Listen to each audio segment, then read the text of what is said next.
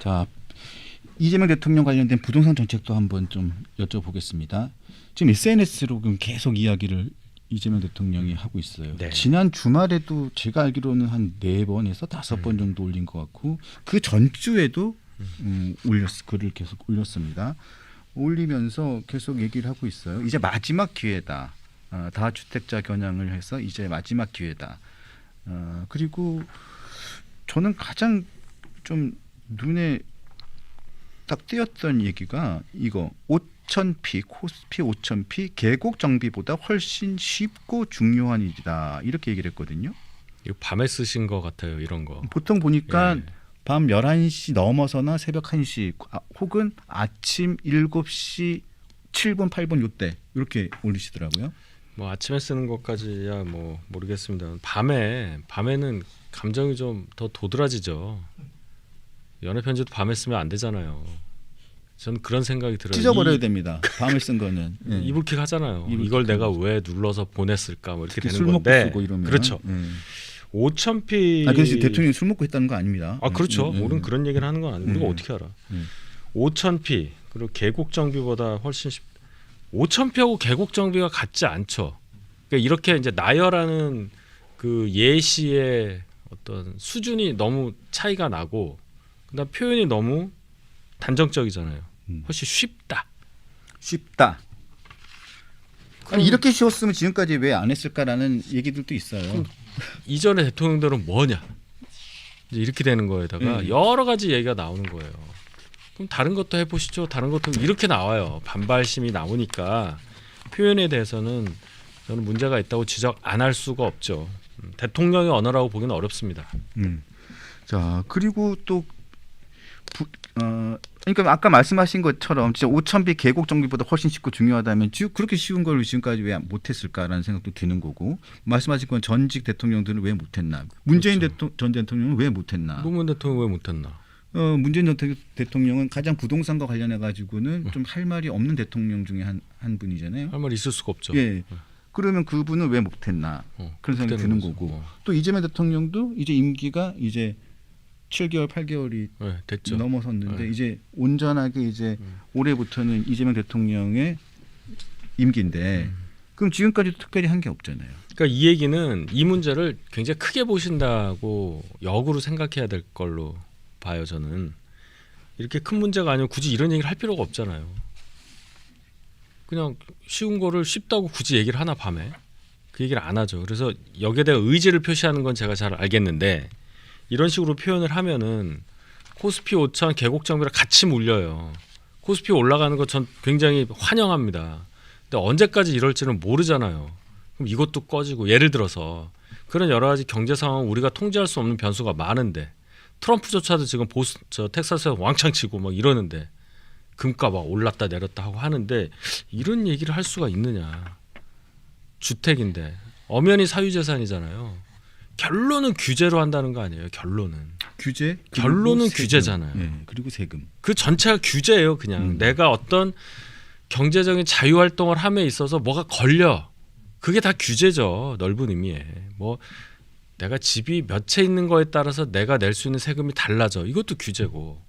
내가 갖고 있는 집의 평수가 엄청나. 그래서 세금이 비례를 하지 않고 막 이게 누진이 되네. 이것도 규제예요. 그 규제 속에 우리가 살고 있는데 여기에 더 한다는 거 아니에요. 그러면은 대통령이 할 수 있는 방법은 이제 몇 가지가 없을 텐데 시장 반응은 그동안 쭉 나왔던 거를 우리가 잘 알고 있고 그래서 이제 다주택자든 뭐 집을 많이 갖고 돈이 많은 사람들은 안 팔아 하고 버틴다는 거 아니에요. 계속 버티는 보고 양도하고 자식들에게 물려주거나. 그래서 표현이 좀 그런데 좀 저하고 생각이 좀 다른 방송에 나오는 분들은 대통령이 그래서 여기에 대해서 딱 얘기한 게 뭐냐면 보유세 파는 것보다 유지할 수 있어 하면서 보유세도 강화한다. 뭐 미국처럼 가액의 1% 1년에 1% 이런 얘기 했잖아요. 그러면서 대단하다. 뭐 3종 세트 그러면서 공급 대책까지 나왔다. 뭐 이런 얘기를 하는데요. 네. 하나하나 숫자 들어가면 그렇게 보기가 어려워요. 그 정부가 지금 할 수 있는 일이 적다는 건 이해를 합니다. 근데 보유세를 거기까지 올릴 수 있을 때 어떻게 그거를 실질적으로 살고 있는 사람과 집이 많아가지고 안 살고 뭐 전세 돌리고 하는 사람은 어떻게 구별할 거냐. 나는 행정력도 굉장히 중요하고 그러다 보면 엉뚱하게 정말 나 집 한 채 딱 깔고 앉아서 그냥 사는 사람한테 보유세가 엄청 올라가서 조세 저항이 일어날 수가 있어요. 그럼요. 굉장히 큰 겁니다 이거는. 집 하나 있는 사람한테 그렇죠. 이거 계속 세금 모르는 게 때리면 아니란 어떡해. 말이에요. 그리고 사정상 내가 전세를 주고 내 집을 전세 주고 내가 딴 집에 전세 사는 사람은 뭐라고 판단할 거란 말이에요. 실수요자로 판단할 거예요? 실거주자로 판단할 거야? 아닐 거야? 거기에 대한 가치 판단을 어떻게 해야 되냔 말이죠. 그러니까 이런 것이 있고 그다음에 공급 대책 제가 말씀 안 드릴 수가 없는 게 28년 착공해서 수도권에 6만 채예요. 아파트. 이 규모가 잘 안 와닿잖아요. 그래서 그냥 생각을 해보면 2010년부터 2025년까지 15년 동안에 서울에 공급된 아파트 가구 수가 3만 3천이에요. 평균 1년에. 근데 올해는 2만이 안 돼요. 네. 27년에는 만이 안 돼요. 그것만 해도 이 두 해만 해도 마이너스 되는 게 4만에 가까워. 그렇죠. 그렇죠? 네. 그러면 이 4만 벌충하면 그게 6만 채가 수도권 말고 그냥 서울이라고만 해도 4만이 날라면 2만만 남아요.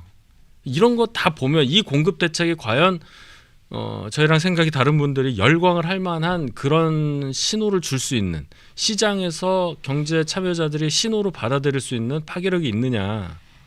뭐 위치 얘기하더라고요. 용산 좋고 태릉 좋고 좋습니다만은 제대로 이행될지도 모르겠어요. 태릉 골프장은 거기는 엄청나게 반대를 계속 해왔어요. 아니 문재인 정부 때도 하려고 하려고 그러다 했다가 못했잖아. 못한 겁니다. 윤 정부 때도 하려다가 안 된 거고. 못된 거예요. 근데 그게- 지금 와서 이재명 정부 때는 태능 한다고 하면 주민들이 반대 안 그 합니까? 교통 지금도 때문에 그래요. 당장 교통 반대하죠. 때문에. 교통 지옥이 되니까. 네, 거기가. 과천도 마찬가지예요. 마찬가지죠. 네, 과천도 경마장. 마찬가지고. 예. 용산 마찬가지예요. 용산 서울에서 아무리 해도 6천 이상 어렵다고 하는 게 기반 시설이 들어가야 돼. 학교 들어가야 되고 뭐 들어가야 되고 뭐 들어가야 되고 했는데 집만 올려서 사람만 살면 어떡하냐는 거죠. 그 얘기입니다. 그 얘기. 자, 그럼에도 불구하고 이재명 대통령은 또 얘기를 했습니다. 그 부분에 대해서 국민의힘이나 야당에서 지적을 했죠. 그렇게 공급 대책이 그 전에도 안 됐던 부분들이고 그 부분들이 어려워서 주민 반대 때문에 안 된 부분들인데라고 얘기를 하면서 그런 부류의 얘기를 했더니 대통령이 또 심야에 글을 올렸어요. 유치원생처럼 말을 제대로 못 알아듣는 분이 있다. 유치원생을 무시하는 것도 아니고 유치원생들이 말을 제대로 못 알아듣나? 하여튼 이러면서 계속 반박을 하면서 계속 그 SNS로 계속 강한 메시지를 계속 내고 있거든요. 이것을 두고 그냥 공급 대책이 확실하게 내놓을 수 없기 때문에 시간 끌기 아니냐. 뭐 이런 기사들도 있어요. 시간 벌기용이다. 그러니까 이 정책 목표를 물론 집값이 너무 오르니까 어려운 사람이 훨씬 더 많은 거 아니에요. 그 정책 목표를 잡은 건 정말 당연한 일인데 이걸 이런 식으로 접근하는 과정에서 나오는 이 불협화음을 어떻게 관리하냐도 대통령의 몫이에요. 근데 이거를 내 말을 못 알아듣는다. 당신들은 뼛속까지 내 정책에 반대하는 사람이지라고 나오면 가뜩이나 저희 당이 지금 딱딱한데 좋은 소리가 나오겠습니까? 그래서 그런 게 안타깝다는 거예요. 이 대통령의 언어를 쓰셔야 돼요. 이재명 대통령 입장도 이해를 한다니까요. 땅을 만들 수가 없잖아요. 대통령이 바뀌었다고 해서. 그 사정을 이해를 한단 말입니다. 근데 그거를 조율하는 과정이 이렇게 가서야 되겠느냐. 그 지적에 대해서는 수긍을 하셔야 될 걸로 보이는데. 그래서 윤희숙 전 의원은 이렇게 얘기를 했습니다. 지난번에 강적들의 최근에 지난주에 나와서 또 얘기했었고 최근에 페이스북에도 이재명 대통령이 초조해 보인다. 그렇죠. 밤에도 올리고 아침에도 올리고 하는 게 보니까 굉장히 초조해 보인다. 잠을 자셔라. 초조해 보인다. 휴일에도 쉬지 않고 위협적인 언사로 공포감을 조성하고 있고 망국 운운하면서 대통령에 나서서 낙인을 찍고 매도를 강요하고 세금 폭탄을 투척하는 것이 바로 망국적 행동이다라고 얘기를 했습니다. 결국은 보면 또 한정혜 민주당 정치계 의장은 결국은 세금을 건드릴 수밖에 없다는 식으로 가능성을 확 열어놨거든요. 솔직히 정부가 할 수 있는 일이 그거밖에 안 될 거예요. 우리가 옛날에 막 몇십 년 전에 막 강남 개발하고 이러던 나라가 아니잖아요. 갑자기 막 대통령이 뭘 할 수 있고 하는 게 거의 아주 제한적이라고 봅니다. 그만큼 나라가 커졌고 선진국이에요. 이게 성숙사회가 돼버렸기 때문에. 또 역으로 그거는 뭘 의미하느냐? 국민들 수준이 굉장히 높아졌다는 얘기죠. 정부 정책을 믿고 따라가서 정부 정책에 맞게 짜고 갈 수 있는 그런 비율이 점점 적어진단 말이에요. 그래서 그 시장 참여자들을 압도할 수 있는 아주 뭐라고 할까요? 경제 참여자들의 어떤 가려운 것을 긁어줄 수 있는 그런 정책이 나와야 되는 그러기 어렵단 말이에요. 부동산은 물리적으로. 그렇죠. 그럼 이걸 어떻게 할 거냐. 근데 거기에 이제 세제 개편이 들어가면 우리가 늘 얘기하잖아요. 거기에 감정이 들어간다고. 이념이 들어간다고. 과도하게 이념을 주입한 결과 문재인 정권 때 임대차 3법부터 시작해서 고통받고 있단 말이에요. 그 임대사업자 등록시키면서 어떻게 됐습니까? 김현미 장관이 어떻게 됐어요? 문재인 정권이 나중에 어떻게 됐어요? 이런 거를 쭉 보잔 말이에요. 그런데 또 세제 건드린다면 볼 것도 없죠. 아니 그리고 저는 뭐 개인적인 생각이긴 한데 세제를 건드리면서 그렇게 전공법으로 가거나 그렇게 대결적으로 가서 진짜 잡겠다는 강한 의지가 있다면 선거 전에 하라는 거죠. 그렇죠. 예, 선거 전에 하라는 거죠. 왜냐하면 이렇게 협박하고 이렇게 강하게 갈 것처럼 하면서 꼭 선거 이후에 한단 말이에요. 그렇죠. 이거는 그러니까 선거 때는 안 하고 선거 끝나고 난 다음에 하는 거는 왜냐하면 이제 지방선거 끝나고 총선까지는 2년 정도 있으니까 선거 때는 표가 눈에 아른아른거리니까 그냥 이렇게 얘기만 하고 있다가 못해요. 못하고 선거 끝나고 난 다음에 세제를 올리겠다. 그때도 이거는 못해요. 좀 제가 지방선거 끝나면 몇 달 지나고 나서 민주당 전당대회 끝나고 찬바람 불면 바로 이제 총선 얘기 나와요. 내년부터 뛸 사람들 뭐 이런 얘기 나온다고요. 그렇죠? 항상 1년 전부터 시작을 하니까 국회의원들은 이제 지방선거도 끝나서 그 성적표 보고 예비 결과를 보고 자기 생각을 한단 말입니다. 그렇게 가는데 세제를 바꿀 수 있겠느냐? 시장이 굉장히 빨리 움직여요. 그 지난주 있죠. 그 갤럽 조사를 보면 국민의힘 지지율이 22에서 25로 올랐는데 서울, 경기만 올라요. 서울이 10이 오르고요. 경기, 인천이 3이 올라요. 나머지는 다 떨어졌어. 부동산 때문이죠. 그래요. 바로 그겁니다. 반응을 한단 말이에요. 민주당에서 이렇게 해? 나 그럼 국민의힘으로 찌를 거야. 이렇게 되는 스윙 보터들이 그 여론조사에도 잡힌다는 겁니다. 그 1000명 하는 여론조사에서. 이걸 어떻게 봐야 할까요? 민주당이었던 10명이 100명 중에 10명이 5명이 100명 중에 5명이 국민의힘으로 바꿨다는 얘기잖아. 그게 5명이 일로 온 거야. 여기 5개 빠지고 여기 5개 늘었어. 아니지 10명이지 10명 10명이지 10개가 늘었으니까 헷갈리네. 하여튼 저는 깜짝 놀랐어요. 그걸 보고. 그런 적이 있나요? 없죠. 충청 이런 데 쫙쫙 빠졌는데 서울만 올라. 경기 인천이랑. 그게 뭘 의미하느냐. 부동산이죠. 네. 부동산. 그래서 지금 부동산에 대해서 굉장히 많이 계속 강조를 하는데 그래서 오늘 또 그런 아까도 말씀드렸지만 이런 시간 벌기용이라는 신호로 해석하는 부분도 있어요. 그러니까 예를 들면 토지거래 허가제 등으로 거래가 묶였죠. 그래서 다주택자들은 제대로 팔고 싶어도 팔 수가 지금 없는 상황이고 올해 말까지. 네, 팔 수가 없죠. 이런 상황에서 대통령이 여러 가지로 이 압박을 통해서 매수 대기자들에게는 가격이 떨어질 거야.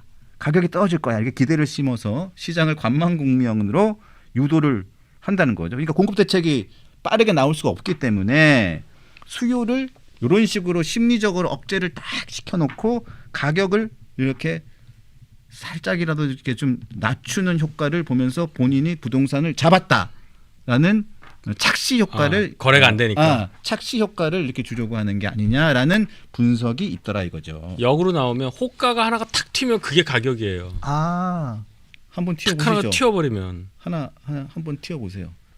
집에 하나인데. 집에 하세요. 그러니까 이 시장을 그렇게 보기가 굉장히 어렵다. 그래도 딱 보시기에 집이 한 몇 채 있으실 것 같아서. 왜 그래요? 오늘 옷은 3피스야. 워낙 부티가 뭐 나서. 하시는 분? 형님 워낙 부티가 나니까. 밑에서는 난리야 지금. 나 지금 힘들어. 하여튼 그런데 무슨 얘기하다 그랬지? 이 부동산 갖고 이렇게 하면 결국은 그래서 증여 상속으로 가요. 네. 묶어둔다는 게 정권 바뀔 때까지 세제 뭐 바뀔 때까지 내가 집을 안 팔겠다 이거보다 더 멀리 본단 말이에요. 이런 은이 뭐 애들 뭐 집 사기도 어렵고 하니까 나는 나중에 줄이더라도 증여가 낫겠다. 이래서 웃기는 거예요. 이래서 그렇죠. 이게 그냥 이건 안 나오는 거지. 그러면 다 그렇게 생각할 계속 거란 꽉 말이에요. 막혀 있는 거죠. 이게 돌아가야 되는 건데 거래가 안 된다는 것의 위험성에 대해서 우리 한국의 부동산 시장이 굉장히 어떻게 보면 연구 대상이 될 만한 예시를 보여주고 있다. 저는 그렇게 봐요. 거래가 안 된다는 거, 거래 절벽이라는 게 얼마나 무서운지. 이게 뚝 떨어질 수도 있지만요, 갑자기 푹 올라갈 수도 있어요. 그런 거 아니에요? 그렇죠. 그렇잖아. 근데 제가 살고 있는 집은 그럴 일이 없어서 안 물어봤는데 어디예요? 아무도 안 사. 어디야? 김포 누가 사요? 김포야? 김포. 안 사요. 거기가 김현아가 있는 곳이잖아요. 김현아라고 막 붙여 있던데. 우리 집 엄청 멀어요. 그 아울렛에서? 네, 엄청 그래요? 멀어요. 네. 그 골든 뭐 그 골든 라인 끝이야? 네, 끝이에요. 네. 자, 하여튼 뭐 예. 네. 자, 민주당과 조국혁신당 왜 하는 거야? 민주당과 조국혁신당 이야기를 좀 해보겠습니다. 지난번에 제가 왜 본회의 때 있었던 그 사진 있잖아요. 제가 누구라고 얘기했는데 했어요? 얘기를 했는데 그 당사자 제가 얘기했던 그분 당사자 본인이 절대 아니라고 말씀하셔가지고 그래가지고 제가 난감했어요. 그래서 아닌 걸로 몰라요 저도. 더 아는 거 아니에요 그거? 더 이상 얘기 안 할게요. 정말 난감합니다. 근데 저는 그렇게 뭐 들었는데 그리고 얘기를 들었는데 본인은 절대 아니라고 하니까 양쪽 다 아니라고 하니까 그거 뭐 수사 대상은 아니니까 아니라고 하는데 그게 사진 찍은 사람 다 알고 그래서 나온 얘기잖아요. 사진 찍은 분에 의해서. 그 당시에는 분명히 국무위원과 최고위원이라고 맨 처음에 나왔었잖아요. 맨 처음에. 그렇죠. 맨 처음에 그게 나왔잖아요. 예, 근데 요즘에 나왔죠. 근데 그 이후로는 지금 그냥 의원과 국무위원이잖아요. 예, 의원으로 내려갔죠. 예. 그러니까 최고위원인데 국회의원인 거지. 예. 그러면서 이제 더 얘기하면 안 되겠다. 그래가지고 저는 하여튼 그분은 절대 아니라고 하십니다. 그래서 제가 그 부분은 제가 교정을 다시 하겠습니다. 그분은 절대 아니라고 하셔가지고 아니라고 하니까 저도 다시 물어봐야지. 네, 그래가지고 자 합당 미락설. 근데 그 메시지는 누군지는 확실하지 않지만 그 여파는 계속 커지고 있어요. 커지죠. 엄청 커졌어요 지금. 제가 강펀치 나와서 정권 바뀌기 전부터 계속 얘기한 게 민주당은 정청래 의원이 문제일 거다 계속 그랬잖아요. 아시죠? 앞에서 끄덕끄덕 하시잖아요. 우리 PD께서. 맞아요. 근데 이분이 점점 정치력이 커져가지고 당 대표가 돼버렸네. 근데 비주류 여당 대표야. 1번 타자인데 이 정권에. 여기서부터 이제 비극이 시작된 거지. 민주당은 다 좋아요 지금. 의석수도 넉넉하고 뭐 다 좋아. 근데 딱 요게 하나 문제야. 근데 이게 맞아요. 너무 커 문제가. 이 사람은 되자마자부터 연임을 생각해. 그래서 계속 시도한 게 이재명 대통령 5년짜리 하시고요. 여의도는 저한테 맡겨서 이 사인을 계속 주면서 순방 갔다 오면 뭐 터뜨려, 뭐 발표하면 다음 날 뭐 해. 이게 지금 몇 번째 쌓이다가 결국 이제 이거까지 간 거잖아요. 그렇죠. 1인 1표 하다가 1인 1표도 좀 계속 하고 있어요. 하는 거예요. 네, 하고 있어요 거야. 지금. 이분의 정말 집념은 대단하십니다. 대단하십니다. 그리고 오늘은 혁신당과의 합당은 당원이 가라고 하면 가고 멈추라면 멈출 것이라고 했는데 이 말은 뭐 그럴듯해요. 결국은 뭐냐면 하겠다는 얘기예요. 그렇지. 항상 당원 핑계를 대. 하겠다. 나는 한다. 이런 뜻입니다. 지금 이거는. 또 싸우겠어요. 참 민주당 상황 사실 뭐 저희 당 상황을 안고 있는 제 입장에서 그런 얘기하기 좀 그런데 저도 잠깐 숨을 쉬려면 민주당 쪽을 바라봐야 될 거 아닙니까? 네. 자, 기가 막혀요. 기가 막힙니다. 기가 막혀요. 거기 이제 또 뒤에 이제 덥수룩한 분이 계시기 때문에. 그렇죠. 그분도 무슨 또 콘서트를 또 하는 모양이던데. 네, 그분은 뭐 그분은 매년 해요. 13만 원씩 받잖아요. 13, 11 9. 13, 11, 9. 거기는 스케일이 커요. 커. 거기도 훨씬 좋은데. 거기는 엄청 멀어. 인천의 아레나 이런 데서 인스파이어 아레나. 인스파이어 아레나. 거기 거기는 보통 그 며칠 하던데? 아이돌이 하는 데인데 저는 뭐 아이돌들이 가보지도 않아서 모르겠고. 한번 가봤는데요. 아, 구경만 그래요? 했어요. 구경만. 아. 네, 구경만 했는데 굉장히 크더라고요. 어. 그래서 일단 어지러지네. 민주당의 이 합당 논의 결국은 그래도 합당이 될 거라고 보시는 거죠. 결국은 할 것 같은데 지방선거 전에 하냐 후에 하냐 이게 중요하겠죠. 아마 후회할 듯해요. 근데 일부 민주당, 조국신당 소속의 비례의원들은 빨리 되길 바라겠지. 제일 원하는 사람들이 그 사람들이죠. 황운하 이분 세종시장 나가겠다는 거 아니에요? 예, 세종시장. 민주당에서 안 나와줘야 될 거 아니야. 이제 그런 거가 이제 중요하고 네.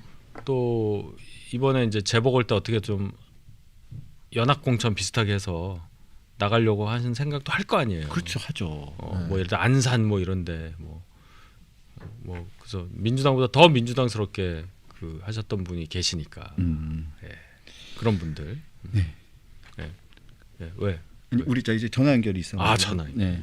오늘도 저는 이제 40분을 아주 알차게 채워주셔서 너무너무 감사드리고. 저야 뭐 우리 언제든지. 다음 주 월요일 날도 뵙겠습니다. 다음 주 월요일 날 또 뵙겠습니다. 다음 주 월요일 날도 질문은 똑같죠. 아니야. 질문이 또 달라질 수 있도록 제가 해주세요. 답변을 달리할 수 있도록 해볼게요. 아니 어차피 질문은 뻔하고 다음 주에는 이번 주에 한동훈 전 대표 토론회가 있잖아요. 그러니까 다음 주는 뻔해요. 그 콘서트 분위기 아니, 이 어땠습니까부터 얘기해도 시작해서 이 얘기해도 되나? 거기서 뭔 얘기가 나왔냐? 아니, 이 얘기해도 되나? 예. 한동훈 전 대표가 이번에는 그 10배속 10배속 그거를 올리셨더라고 직접. 지난주에는 나한테 직접 보냈었어. 다 보내요. 그러니까 보내고 또 보내고 막 그래. 직접 보냈는데 이번에 안 보내시더라고. 그래서 왜 안 보내셨지? 그랬는데 올리셨더라고. 내가 그래가지고 이번에 좀 느긋한 거지. 역시. 그래서 재밌었어요. 네. 한 대표가 인간미가 넘쳐요. 알겠습니다. 예. 다음 주에 뵙겠습니다. 다음 주에 뵙겠습니다. 네, 지금까지 윤희석 대변인과 함께했습니다. 예. 네.